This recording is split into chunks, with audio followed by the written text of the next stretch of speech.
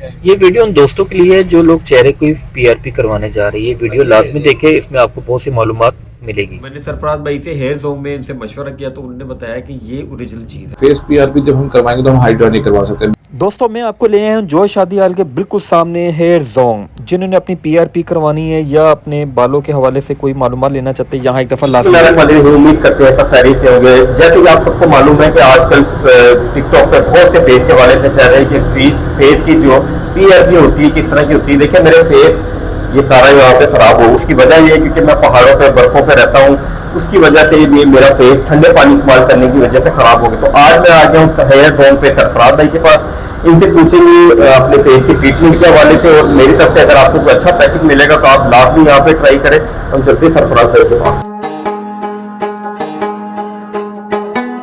जी बिस्मिल्लाहिर्रहमानिर्रहीम। इस टाइम मैं अपने भाई के पास सरफराज भाई के पास आ गया हूँ, और जैसे सरफराज भाई आपको पता है कि मेरी बड़ी हालत खराब हुई है। मैं पहाड़ों पे रहने वाला हूँ, मेरा फेस बिल्कुल इस टाइम डेड हो चुका है। तो इसके वाले से हमारे दोस्त भी पूछना चाहते हैं कि आपके पास कौन कौन सी ऐसी ट्रीटमेंट है जो जिससे फेस हमारा ग्लो हो जाए, ये जो निशान है ये खत्म हो जाए। सही। देखिए अहमद भाई, बात ये होती है कि चेहरा हो, बाल हो, आपकी पूरी बॉडी पार्ट जो है ना वो थोड़ी सी टेक केयर मांगती है। आप उसकी हिफाजत करें। हिफाजत से मुराद मतलब उसको जो नीड है, जो ज़रूरत है वो करते रहेंगे तो ज़्यादा खूबसूरत और अच्छा रहेगा। फॉर एग्ज़ाम्पल जैसे आप ऐसे ड्राई एरिया पे या डस्टी एरिया पे या पहाड़ों में जाते हैं तो आपको चाहिए अपना फेस वॉश वगैरह यूज़ करें प्रॉपरली, सन ब्लॉक यूज़ करें ताकि स्किन जो है वो कम से कम रफनेस पे आए। अभी अगर मैं आपकी कंडीशन देखूँ या उसके मुताबिक तो आप फेस पीआरपी करवा सकते हैं, हाइड्रा फेशियल वगैरह ले सकते हैं। और हाइड्रा फेशियल उस वक्त में लें कि जब आपकी स्किन ऑलरेडी ठीक है, उसको मजीद ग्लो करने के लिए। पर जिस तरह भी आपको पिगमेंटेशंस वगैरह का है, छोटे छोटे निशान वगैरह हैं और छाइयाँ जिसे आप बोलते हैं वो चीज़ बन रही है, तो उसके लिए आप फेस पीआरपी करवाएं। मल्टीपल सेशंस होते हैं, 2-3 सेशंस करवा लेते हैं तो काफ़ी हद तक बेहतर हो जाता है। इसमें फेस पीआरपी में होता ये है कि जो माइक्रो नीडलिंग की जाती है उससे जो आपका चेहरे पे जो फ्रेश आपकी पिगमेंटेशन जो होती है उसका जो गंदा ब्लड जो होता है वो आहिस्ता कम होना शुरू होता है, और जो आपका ब्लड दिया जाता है उसका प्लाज्मा बना के वो प्लाज्मे को अप्लाई करके उसके बाद मसाज की जाती है। यानी कि माइक्रो नीडलिंग से ये होता है कि स्कैल्प आपकी जो फ्रेश फेस की स्किन है वो थोड़ी सी ग्लो होनी शुरू होती है, फ्रेश होनी शुरू होती है और पिगमेंटेशन थोड़ी कम हो जाती है। इसमें मल्टीपल 2 से 3 सेशंस होते हैं, वो कंडीशन के मुताबिक ले जाते हैं। साथ साथ आप हाइड्रा भी करवा सकते हैं। साथ साथ कुछ मैं आपको क्रीम्स वगैरह लिख के दूंगा, साथ साथ आप वो यूज़ कीजिएगा ताकि जितना मजीद बेहतर से बेहतर हो सकता है वो ये आपके लिए।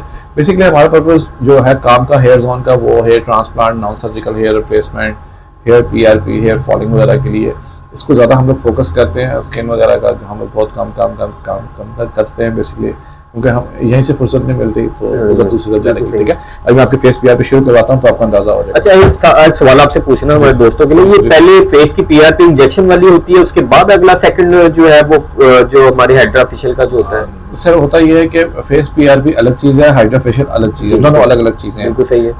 हाइड्रा फेशियल्स के अंदर तो एक्सटर्नली आप फेस पे क्रीम्स वगैरह अप्लाई करके उसको मशीन के थ्रू साफ कर सकते हैं। अब जो फेस पीआरपी होती है वो एक अलग चीज़ है। फेस पीआरपी जब हम करवाएंगे तो हम हाइड्रा नहीं करवा सकते, बिकॉज कि हमें छोटी छोटी माइक्रो नीडलिंग की आपकी मसाज करनी है। माइक्रो नीडलिंग जो होती है आपके पोर्स खोलती है, छोटे जो ब्लॉक पोर्स होते हैं वो पूरी किस्म से जो गंदा ब्लड होता है वो निकलता है। जब आप फेस पीआरपी करवाते हैं तो आपने हाइड्रा नहीं करवा सकते। ठीक है, एक टाइम पे एक काम हो सकता है। अब ये काम हो गया, उसके बाद 10-15 दिन में जब आपकी स्किन बिल्कुल अपनी जगह पे स्मूथली होती है, आपको फेस पीआरपी के रिजल्ट नेक्स्ट डे से मिलने शुरू हो जाते हैं और आपने 2 दिन तक डस्ट वगैरह में, चूल्हे के आगे, सनलाइट में नहीं जाना होता। ठीक है सर, चलिए दोस्तों चलते हैं। सबसे पहले फेस की पीआरपी करवाते हैं, उसके बाद आपसे बात करते हैं। जी दोस्तों, फेस की पीआरपी से पहले ये क्रीम लगाने की वजह मैं आपको बताने लगा हूँ, क्योंकि ये क्रीम लगाने से आपके चेहरे पे जब इंजेक्शन लगते हैं तो उसकी पेन आपको नहीं होती। ये इसी वजह से जो है वो क्रीम लगाई जाती है ताकि आपका चेहरा सॉफ्ट हो जाए। हेयर जोन के कंसल्ट सरफराज साहब ने बहुत सी गाइडलाइन दी, जिनमें खास तौर पर चेहरे को महफूज रखने के तरीके बताए हैं। इसी तरह बालों की सेफ्टी के हवाले से भी इन्होंने हमें मुकम्मल गाइडलाइन दी।